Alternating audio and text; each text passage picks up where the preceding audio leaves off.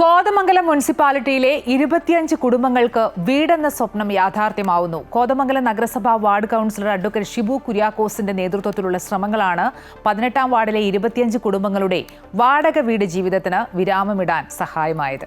കോതമംഗലം മുനിസിപ്പാലിറ്റിയിൽ 18-ാം വാർഡിൽ വർഷങ്ങളായി വാടക കെട്ടിടങ്ങളിൽ താമസിക്കുന്നവർക്കും വാസയോഗ്യമായ വീടില്ലാത്തവർക്കും ഭവനങ്ങൾ നിർമ്മിച്ചു നൽകുക എന്ന ശ്രമമാണ് ലക്ഷ്യത്തിലെത്തിയത്.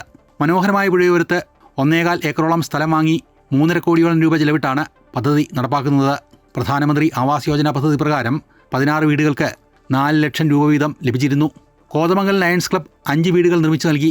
കൂടാതെ 13 ലക്ഷം രൂപയും നൽകി. വാസയോഗ്യമല്ലാത്ത വീടുകളിൽ ദുരിതം അനുഭവിച്ച് താമസിക്കുന്ന കുടുംബങ്ങളെ പുനരധിവസിപ്പിക്കണമെന്ന് മുനിസിപ്പൽ കൗൺസിലറായ ഷിബു കുര്യാക്കോസിന്റെ ഏറെ നാളത്തെ ആഗ്രഹമായിരുന്നു.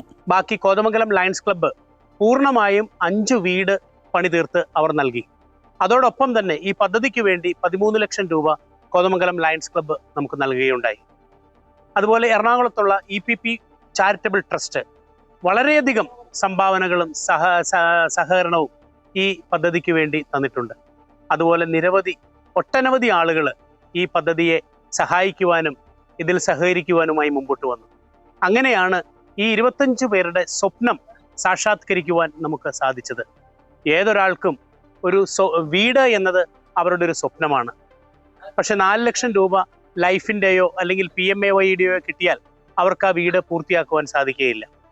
ഇതുപോലെ ഈ 1.25 ഏക്കർ സ്ഥലം വാങ്ങി ഇവരുടെ എല്ലാവരുടെയും പേരിലേക്ക് 3 സെന്റ് സ്ഥലം വീതം സൗജന്യമായി എഴുതി കൊടുക്കുകയാണ് ഉണ്ടായത്.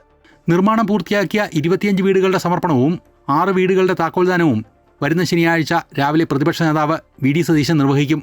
കോതമംഗലം MLA ആന്റണി ജോൺ അധ്യക്ഷത വഹിക്കും. അമൃത ന്യൂസ്, കൊച്ചി.